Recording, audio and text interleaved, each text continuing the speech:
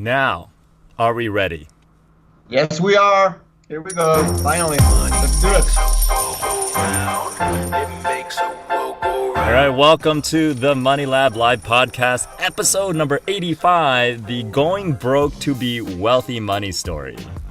It makes the world go round. Money makes the world go round. It makes the world go round. Hey guys, what's up? Yeah, money make a world go. Okay, so we have the music going. So welcome back to another live broadcast of the Money Lab Podcast. I am your host, Wei Hong, and this is the podcast where we give you tips, strategies, and interviews with other entrepreneurs on how to create that ultimate entrepreneurial lifestyle free of bad money stories, money anxiety, and stress so that you can monetize your dreams and execute your genius. Now, if you haven't already downloaded our free ebook, From Money Anxiety to Six-Figure Mastery, make sure you go to go.thesixfigureacademy.com and get it there. It's the perfect complement to all the things we discuss on the show, and quite frankly, it could change your life. Now, if you're joining us live today, and you are not on YouTube Live and didn't get to catch all the fun stuff that was happening right before we got here, make sure you get on Spreaker.com or download the Spreaker app on your mobile device and search for the hashtag #TheMoneyLab so that you can join us in the chat room, ask questions, and interact with us and our guest today, who is an amazing individual I cannot wait to share with all the stuff. Now, while you're there, subscribe so that you don't miss an episode and you can catch us every week. For all of the ways to find us, go to thesixfigureacademy.com/radio for all the details. And if there's something you love about what you hear on this episode today that you know could help someone you care about, remember, sharing is caring, so share the show to that person. Now, today's episode is being sponsored by the Energy Mind Body Transformational Experience events, which run live, no-pitch, full-day events where the goal is to have that one shift, one transformational experience to help you optimize your energy, mind, and body. Go to www.embte.com for more details on the upcoming events, and I believe they have one coming up this Saturday, and I have a sneaking suspicion I'd probably be a good idea to have Alan also be a speaker on one of the events in the future. Now, I'm really excited about our show today because we are going to basically hear from someone who started his journey of entrepreneurship at the age of 13 and then went broke by 19 and now owns multiple companies, including a multi-million-dollar asset firm. So a few things that I want to make sure that you as a listener want to listen for is, first and foremost, start listening for his distinction between being broke versus being poor. And also listen for him to talk about what is wealth and how to be wealthy, because that's kind of what he works on all day long. And also the keys to bouncing back from financial adversity. Okay, so welcome to the show, Alan Burak. Thank you very much. Yeah, we finally got it working. Yeah, finally. So, why don't we I'll probably do some editing after, but why don't we go ahead and have you talk about your journey and who you are and what makes you, so amazing in terms of helping your clients, become wealthy, because not only do you make yourself wealthy, right now you're helping other people do the same thing, aren't you? That is correct. As of today, I consider myself, I help dreamers basically achieve financial freedom and find fulfillment. But I wasn't like this. I started being like this around 1-2 years ago. Mm-hmm. But before that, I had an entire journey of ups and downs, and I would love to share all of this with you guys. No, please. Yeah. I mean, that's the story. I love stories. All right. So as you said, I started my first business at age 13. I was basically selling websites. I was living in Florida in that moment. Right. And it was the moment where everybody wanted a website, but nobody knew how to make a website. Uh-huh. And I was one of the few that knew. So I started making websites for businesses, personal websites, and everybody loved my products, and so it became a big company. I started doing between 30-35 websites per week. Uh-huh. So that was good. Then at age 15, I had to sell my company because I moved to Mexico, and they were paying me by check. So if you send a check from US to Mexico, it will probably never arrive. So I sold my company, and the other thing that I truly loved in that moment was how to make more money with the money that I had. So mm-hmm. I started studying the stock market, and the first book that I read that I didn't understand absolutely anything about it, but there was only one thing that come to my brain. It was a Warren Buffett's book in that moment, and he said one thing that I truly understood. That was investing what you know. Okay. Right. So I was doing websites, so I knew about technology, and I love books. So I bought my first stock was Amazon, basically. So, and that went well. That went very, very well. That I bought that first stock, but then few years later, at age 19, I was doing many stupid stuff in the markets. I bought a lot of options, a lot of calls, and I lost all my money while I was living in Europe, in Sweden, and I went totally broke. Wow. And now, when you say broke, what do you mean by broke? I mean, how broke were you? Yeah, I had $108 in my pocket. That's it. Not even in a bank account. It was in your pocket. In my pocket. To be exact, 108 with 30 cents. $108 with 30 cents. Wow. And in another country, like a foreign country. And living in another country which is not cheap. Yeah. So I was, and the part of it that comes from being broke and being poor, the difference comes when it was, I remember perfectly, it was a December 26th, and Sweden is cold. It's a very cold country, and and everybody was out for New Year's, for Christmas Eve, for everything, and I was by myself in a very small cafeteria with a police officer and a waiter, and I didn't have anywhere to go, so I stayed in that cafeteria for the night, and I was literally crying, but at the same time I was crying for something happened. I don't know what happened in that moment, but I realized that I was feeling so blessed, so grateful, and so wealthy. And suddenly I knew that in that moment I didn't have money. I was broke, but my mind was wealthy as hell, because there was no going back. I promised myself that never, ever again I was gonna be in this position in my life. And since that moment, everything has been shifting. Right. Since that moment, I promised myself that money just comes and goes, but I'm gonna start basically my personal development, my personal growth. And that's what I start to do. Wow. So there was a moment when you first realized that you were completely broke, that there was despair, there was struggle, there was sadness, you were and then something shifted, right? Yes, it was a mind shift. I have to say that I was my mind shift from having something in my hands to, wow, there is more in life than this material world, Right. Because suddenly I was not hungry anymore. I was laughing at myself, how the hell did I got into this mess, Right. So I was truly enjoying having nothing. Yeah. I think it was a freeing moment, right? You can't go any more lower than where you are right now. You cannot go any lower. The lowest I could get is no more clothes. That's all. Running around naked on the street. Yeah, on the street in Sweden with the snow. Yeah, that's the lowest you can do. Right. So from there, you had this epiphany. And it's interesting because, I went through something similar as well. I think when we talked a while back, I talked about how I went completely broke as well. And I was trying to sleep as much as I could so I wouldn't be awake and hungry at the same time. But, let's talk, before we talk about how you rose from there to create the multi-million-dollar world that you live in right now. Yeah. What is it about the human condition that, unless because you hear this story a lot, where a lot of people basically hit that catharsis, hit that rock bottom, and it's only because of that incites change. Yes. What is it about the human condition, do you believe, that why we don't do anything until that actually happens?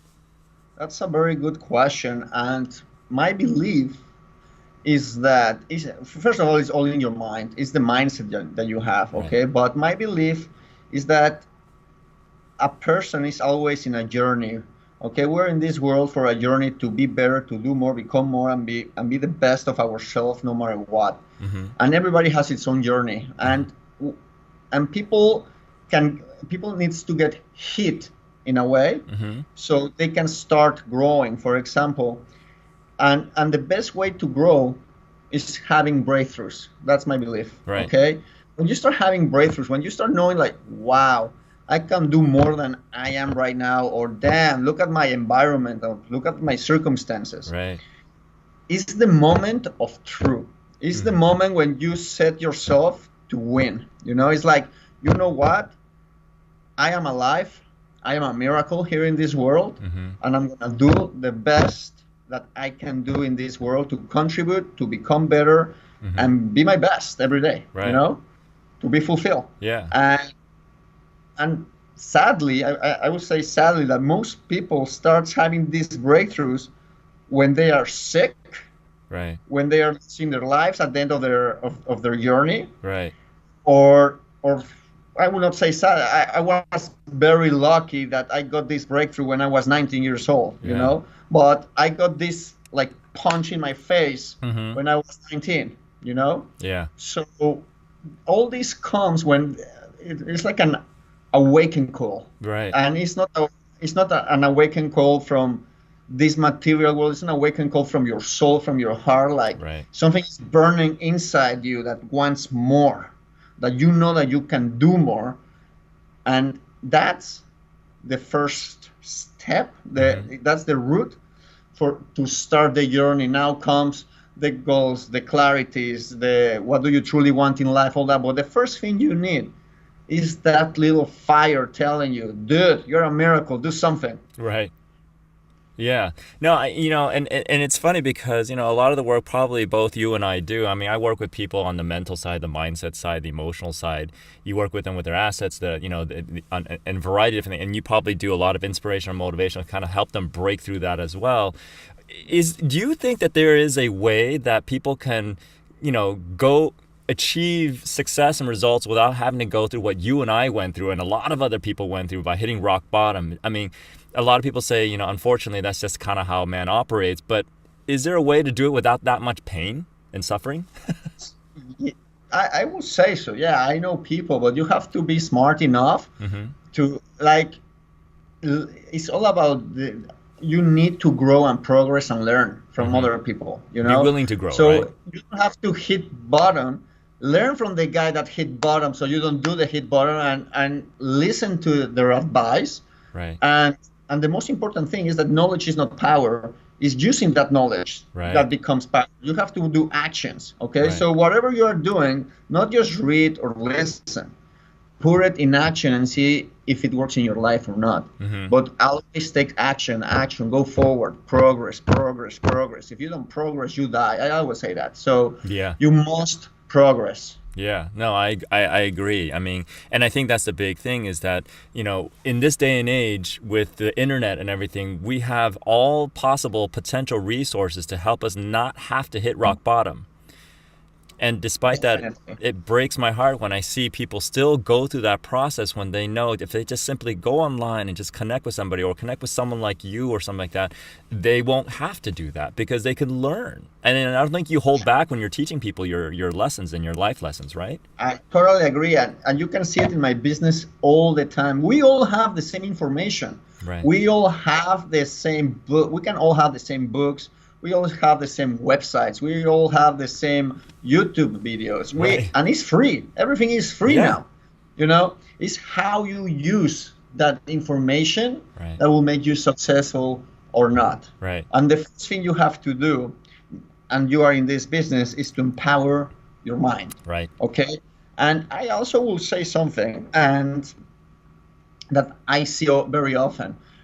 People doesn't use that much information because they don't have clarity of what they truly want. They lack purpose. I love that. Okay? Yeah. So if you truly know what you want in life and who you are, you will know what type of information you need, because there is so much information that having all the information of the world will not help you to succeed, okay? I know the most intelligent people from Harvard, Columbia, Stanford, Chicago. They have so much information, but they are not fulfilled. And some are even broke today. Right. So it's the lack of, they don't have a purpose. They are just following the mob. They're following the average. And you're not here to be average. You're here to become the best human being ever. Right. And I will say that you need to find your purpose in life. Yeah. Okay. And then you can find information. Actually, the information will come to you because you're starting to focus on the things that truly matter. Yeah. So on that note, let's talk about what happened after that moment of being broke in Sweden and in the cold and sitting in the cafeteria. What did you do next to kind of move to where you are today? Perfect. Later on, I became a bartender Oh, to cool. start making money. Uh-huh.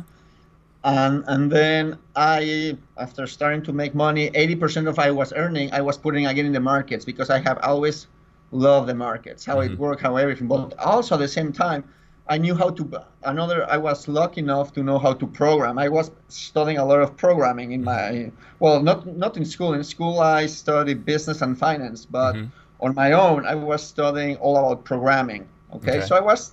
So when I didn't have anything, I start having like a little journal with me, and I put a beautiful question that says, what went wrong?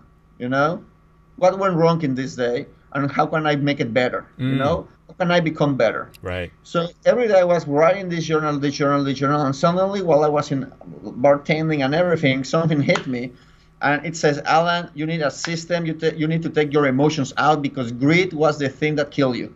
End of story. No. So I say, okay, I'm going to start building my own trading system. And that's what I start doing in that precise moment. In that moment, I was probably 20 years old. And I started with an Excel spreadsheet. I start creating my system. So, and suddenly, by putting my own rules and my own beliefs and my own concepts and my experiences and taking emotions out of the equation, I start seeing tons of results in money, in my state, in my happy, in everything. Okay. So fast forwarding, I also told myself that I needed to know a little bit more about the bank industry. Okay. I wanted to know a little bit more about finance. So I went to investment banking at HSBC, Citibank. I didn't like it at all. Okay. Because I always wanted my own asset management, and I always loved to invest. And you know how the Chinese wall works. It's like, since I was on the other side of the Chinese wall, I cannot invest anything in the market. So I had to stop investing. Okay. So I quit, and I start Never Alone Capital, which is my asset management. And since then, it has been growing and growing. And what is Never Alone Capital? I mean, I love the name because that way they're never alone. Your clients are never alone when it comes to their asset management. Absolutely never alone, and I'm never alone because I have always believed in myself. I have never doubted myself. I know that I'm here for a reason, and I know that I can give even more than my own self. I know that my why is bigger than me. Always, I have been always knowing that, and I know exactly what's my why now. And in that moment, I was just basically when I quit like from one day to another, literally, and no clients, no nothing. And I said, I cannot go worse than broke. It's like nothing is gonna go wrong. At least I already have money. I already start doing my history, etc. And it took me around 7 months to get my first client. So in that trip of 6 months and a half, I told myself, Alan, it had another name actually, my asset management. But then at the third month, I changed it to Never Alone to say, Alan, you are not alone, and your coming clients are not going to be alone. So that's why it's called Never Alone Capital. And then since then, you've basically built it into a multi-million-dollar asset management company. You've probably helped. You probably helped along your pathway hundreds and hundreds of thousands, if not thousands of people. And then you've opened, and you become a bit of a serial entrepreneur too. So you open other businesses too. That is correct. I have many other few businesses, including a wine liquor distribution business that I truly love, because one of my passions or my hobbies, more than drinking wine, is like the art of making wine. So I truly enjoy the taste, the art, the concept of wine. So I started like that, and as of today, now it's not only wine. We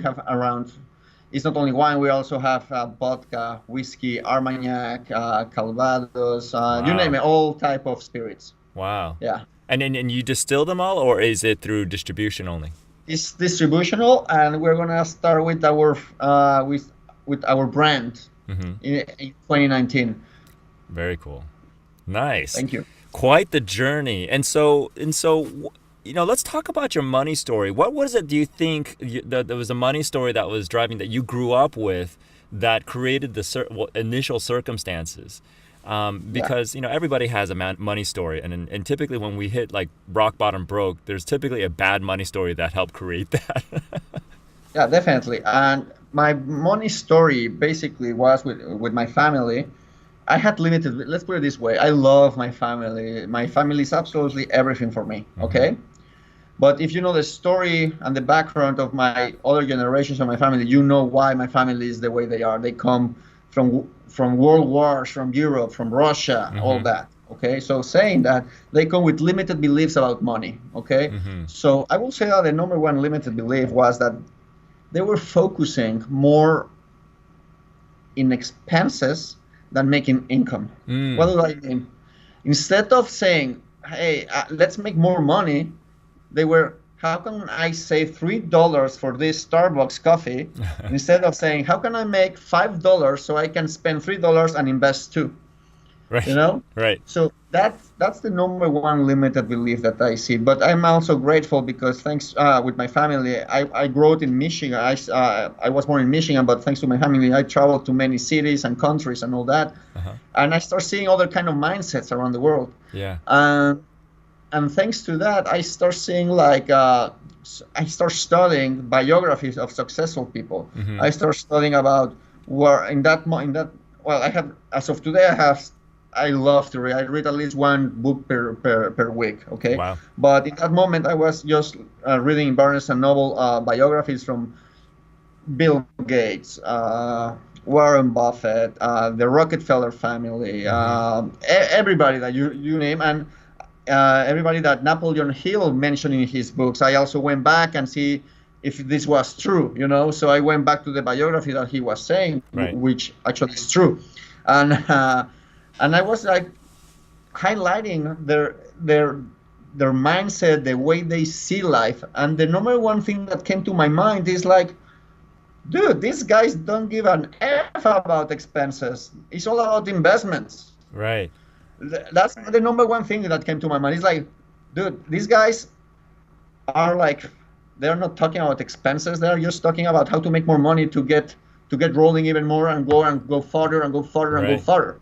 So I was like, no, there is no expenses. There is only investments. Okay. Right. And nothing is expensive. It's just a bad deal. But if you have the money, nothing for you can be expensive. Right. It's just a bad deal and you are not going to buy it. Yeah. Okay. But and this happens a lot in the markets. Someone comes to me, Alan, is this stock expensive or cheap? You tell me. For me, it's neither. It can be a good deal or it can be a bad deal. That's all. Right. So that's I will say that my story was about limited beliefs. Yeah. And do me a favor, just slide a little bit to the left so you're not falling off the camera. Like this? Other left. Left? Yeah, there you go. Yeah, awesome. I know you told me, you warned me ahead of time that you move. I move a lot. And it's okay. It's totally cool. Because I tend to move a lot too. I just kind of like pay attention to where I am in the camera. But the cool thing is that I love the story that you shared in the sense that it basically highlights the fact that a lot of things that I say all the time, which is, if you have challenges around money that money can solve, just go make more money. Make better investments. Make better decisions when it comes to money, right? Now you're totally off screen. Yeah, back there. There we go. Perfect. Right there. Right there. Am I here good? Perfect. Yeah, you're perfectly right there. Yeah, that's perfect. But so what's cool about this is that let me ask you this: your money story that you grew up with your family and everything, how did that impact your first trip to being broke? I mean, do you think, what kind of impact did that belief system have on you before you figured out that's not the belief system you wanted to have? I was basically trying, while I was investing money, first of all, thanks to my family, I had a very positive attitude. They're all positive and they know that we are all miracles in this world, and I love them all. I love my parents so much. And one thing that I will say that happened there is that it was exactly what I said. I was like, it was all emotional, and I was trying to save money instead of going forward in the long term and make even more money. You know, I was very afraid of losing money because I thought that if I was losing money, it was too hard to make more money. You know, Right. you always hear like you cannot make money. Like, what's that phrase? How does that phrase goes? Like money doesn't grow on trees. Yeah, money doesn't grow on or trees. something like that. Yeah. Yeah, that's basically it. Like it's so hard to make money, Alan. So if you lose it, don't lose it. You know. And then you ended up losing it. So that kind of limited belief. Yes. And then it ended up right losing now- it anyway. Yeah, exactly. Yeah. No, I think that's a very powerful a teaching right there, is to realize that, you know, when you operate out of fear, especially when it comes to money, you will literally chase money away. Money won't Yes, come. Exactly. You cannot be afraid of money. Yeah. That's correct. Yeah, or afraid of losing it, right? Because then you will end up losing it. Right? So That is was it just about you know, doing your research and learning about all these successful people that created that shift, or is there anything else that you did? Because I'm sure a lot of people have that same type of limiting belief, and I'm sure that a lot of people with that limiting belief still have read a lot of books and are still struggling with what you were able to break through.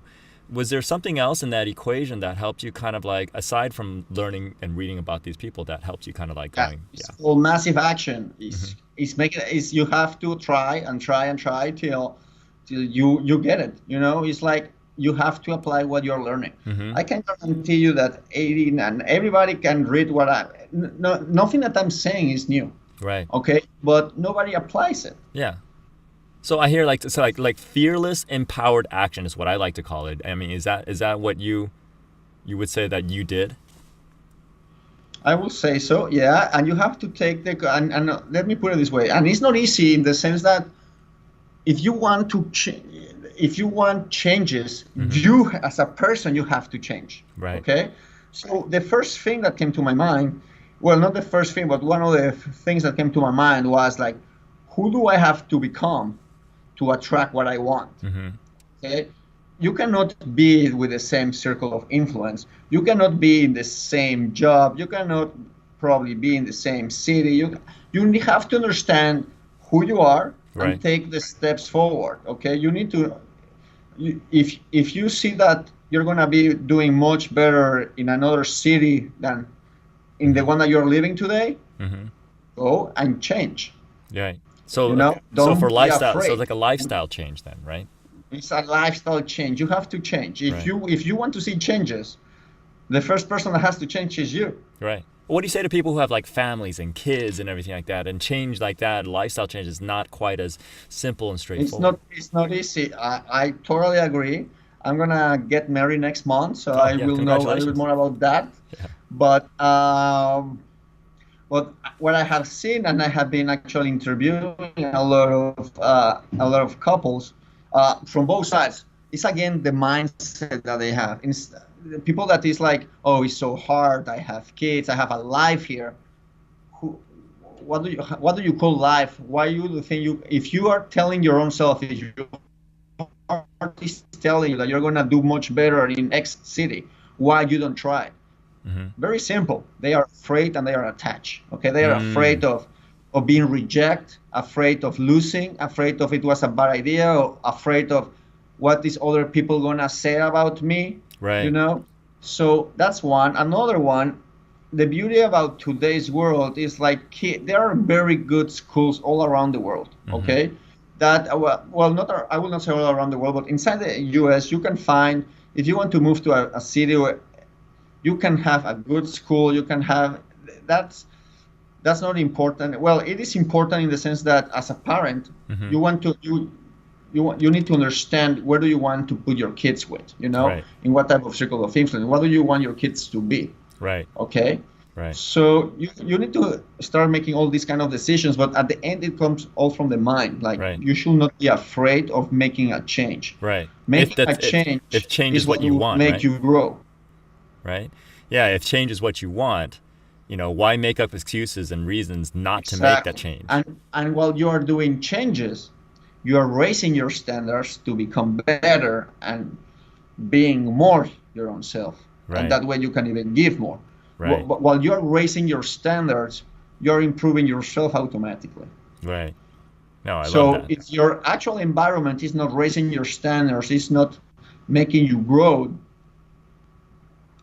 what are you doing there? Yeah, I know, I know, and I think for you, I mean, because I think built into you, you have this constant hunger and thirst for growth and to learn more and everything like that. And so, do you think then that the way to bounce back from things that happen, like going broke and adversities in life, is first and foremost making sure your attitude is that of positivity and growth and forward thinking, and also the willingness to just not put your ego aside and be willing to do what it takes to achieve the goal and to define what it is that you want, who you want to be, and what you actually want out of life, right? Yes, that is correct. But my positivism, it came definitely with my parents. I have a very positive family. Mm-hmm. Yeah. And how about people that don't have that benefit of having been raised by such loving, positive parents? I mean, what do you say to those people to kind of help them kind of understand how to? Yes, I love. There is a quote from Bill Gates that I love that says that. What was the what was it? It was, if you are born poor, it's not your fault, but if you die poor, it's your fault. Oh, right. So I like that quote because that's true. You need to change your if you don't like. I will not say we are all a miracle here in this world, and Right. And everybody has its own benefit. But if you don't like the way your life is going, Right. change yourself first. Like, ask yourself, what's your purpose? What do you truly want? Right. Okay. And as soon as you know what you want, now you can start. Well, first you have to understand what do you truly want, and then you need to know why you want what you want. Right. And then you can start now making a plan and a map of your life. Okay, what type of relationship do I want? What type of finances do I want? What type of relationships do I want? What type of career? What type of adventures? Mm-hmm. What type of circle of influence? What type of ABCD you want in your life? Right. And that's it. Yeah. Yeah, no, I think that's a really good point. I mean, there's a lot of good points in that one. I mean, that's kind of what you live by to be able to bounce back, because I'm sure from 19 to where you are right now, I'm sure you still, encountered a few little bumps in here and there just to kind of, and that you had to navigate. Do you think that what you learned what to do when you were 19 being broke helped you navigate some of the other challenges that showed up later in life? Definitely. Yeah. When you are, and that's another beauty about it. When you are very low, in a very dark position, Mm-hmm.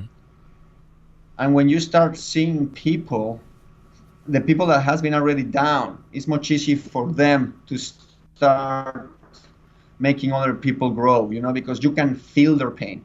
Right. You understand their pain. Right. Yeah. So you can be in the darkest place, but that's your biggest gift ever. Yeah. Because with that gift, wow, you can enlighten the world. Yeah. So I know you mentioned like the Bill Gates saying it's poor. You could be if you're born poor, it's not your fault. If you die poor, it is your fault. And then you talked about being broke. I remember you saying there's a distinct difference between being poor and being broke. How would you define that in your own words? I mean, people have defined it over and over again, but for you, I mean, based on what your experience is. Very simple. Being broke is just not having the money. That's all. Yeah. Okay. It's just you don't have the resources at the moment. Okay. Mm-hmm. But being that's being broke, and being poor is having a negative mindset, having a mindset that will not make you become better and take all the obstacles that this life comes through you, etc. When you are wealthy in your mind, but you have not a single dollar, things will come to you. Mm-hmm. Things will come to you because you start being resourceful, and by being resourceful and understanding what you truly want, you know where to go, and there is so much abundance in this world Yeah. that I agree. so much abundance that automatically at the moment we are born, we are wealthy. Right. Yeah. I think for what I'm hearing is that brokenness is a state of it's a state of circumstances. It's like there's no money around. But I think from what I hear, what you're saying, poor is it's an attitude of brokenness that will continue to create that brokenness. That is correct. It's an attitude, it's a mindset. That is correct. Right. You nail it. Yeah. So what you did in that moment when you were broke, that you had that massive shift that pulled you out of that brokenness. Instead of focusing on being broke, you focus on the abundance of everything that you have around you, what you have access to, and what resources you need to take yourself to the next level. Sounded like. Yes. Yeah. My resources, my resource at that moment was that I knew someone that knew I knew someone that was the owner of a bar. Right. And I told him, hey, I truly need a job right now. Right. I can be bartender from Monday to Monday. Let me know if you're available. Yeah. You know? And yeah. And you hustled, and you just went there and did what you needed to do to get yourself back up. Yeah. Bartending's fun too. You get to meet a lot of people in the It's process. fun, and you start meeting people and in different kind of states, you know. Yeah. Yeah. It's fun. Yeah. So now you help people accumulate wealth and build their wealth. Let's first talk about because you do this every day, how you define wealth. Because many different people have different kind of definitions out there of what wealth actually is.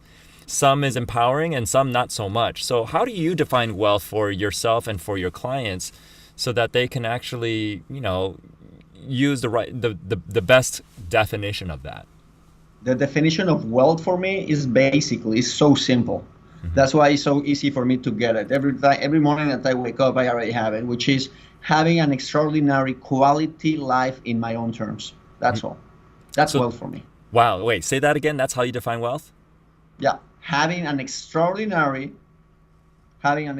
quality life in my terms. Have an extraordinary quality of life on your terms.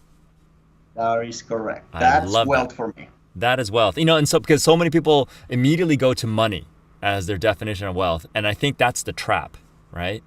That's exactly the trap. Yeah. Yeah, money is just a tool. Yeah. Of course you need money. Of course you need money. Right.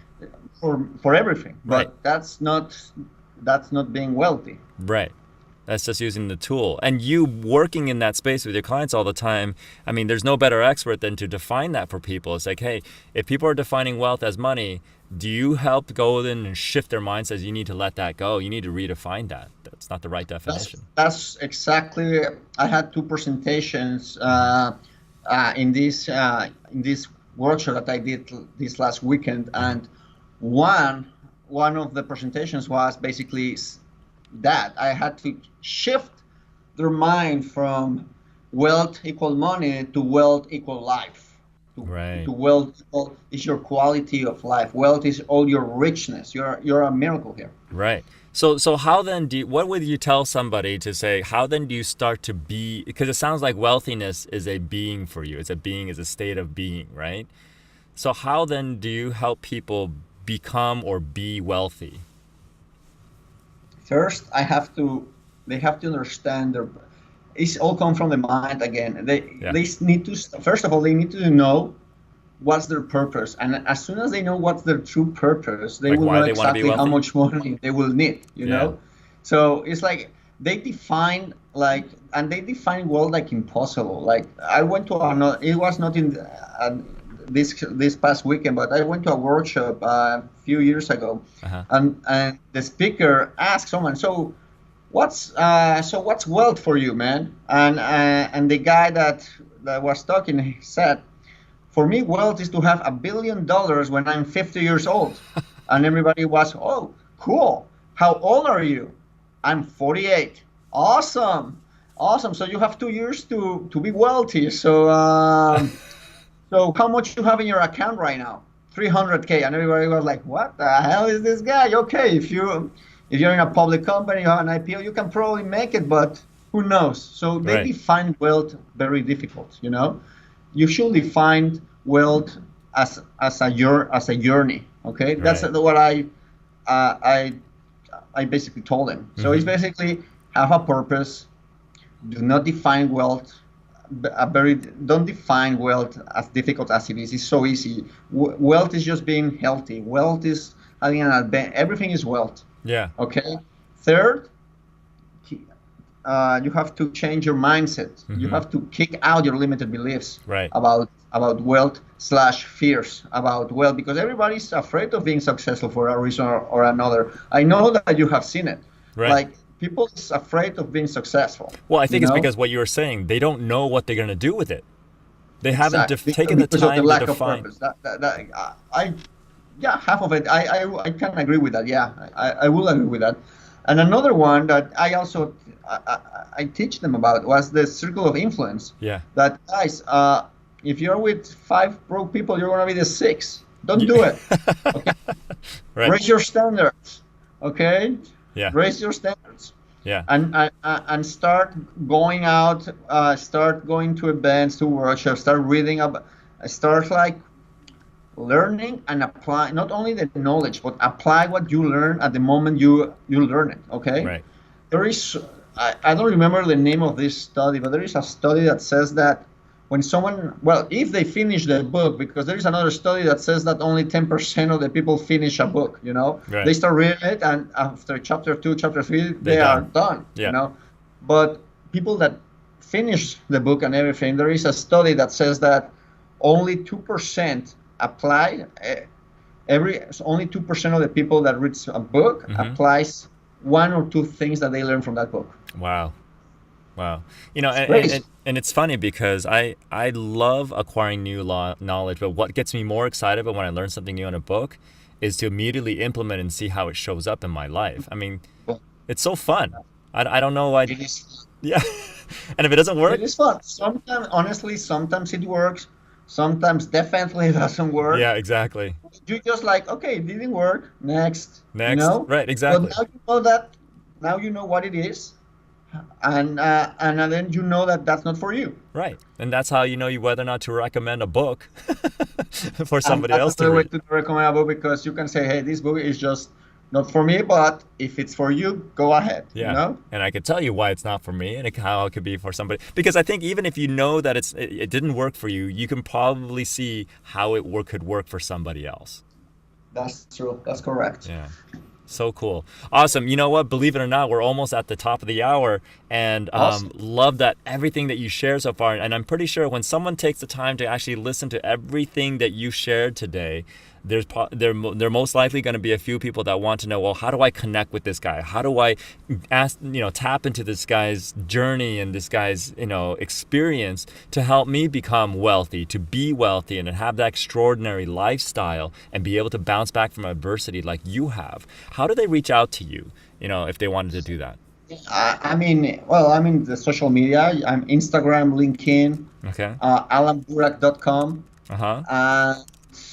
And if they send me a private message from YouTube, I can give them my email or anything. I will be very happy to help them in any way. And I can even give, if you guys want, if someone contacts me by email, I can give them like a free PDF or how to make their goals and clarify their purpose so they can implement easier their goals. Yeah. And that way they know what kind of route slash road they need to take. Yeah, no, I think that's an important thing. And it's so simple that we don't think about starting there to make the changes that we want. And so what would be the best email for them to email you at?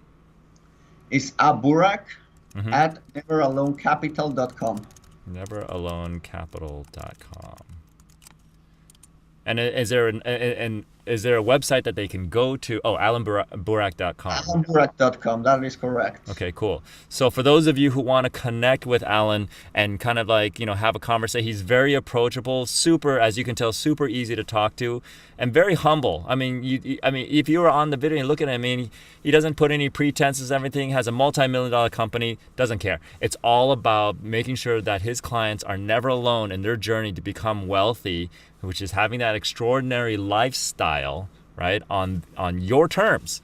Nobody That else is is. And I always tell people all the time, you got to make sure you define that. Be willing to define your life in your own terms, independent of judgment or fear of judgment or fear of society or fear of your parents or anything like that. So awesome. So super, super cool. So make sure you reach out to him. Go to alanburak.com. That's Burak, ALANBURAK.com. He's also on LinkedIn. You can find him over there. Burak at neveralonecapital.com is the email to reach out to him. And so that way you can, kind of like tap into the goodness of pure real world experience on what it's like to go from broke to get yourself to multi-million-dollar status. Okay. Alan, thank you so much. I really appreciate your patience in the beginning with the technology.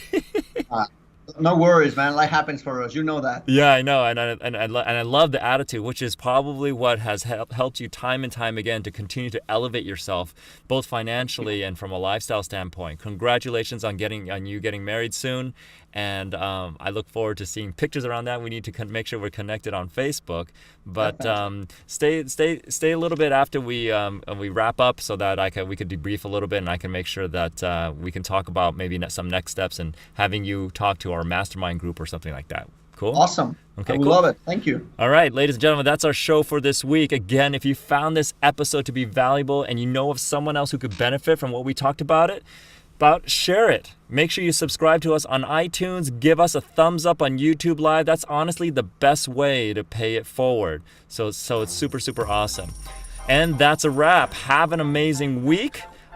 Basically to applying the knowledge that you got today. If you haven't yet, watch it again, listen to it again, and make sure you get all the good stuff. We'll be back next week on the Money Lab Live podcast, where we are joined by Nicola Moras from Down Under, Australia, who helps entrepreneurs create badass brands online. This is Wei and Alan from the Money Lab signing off.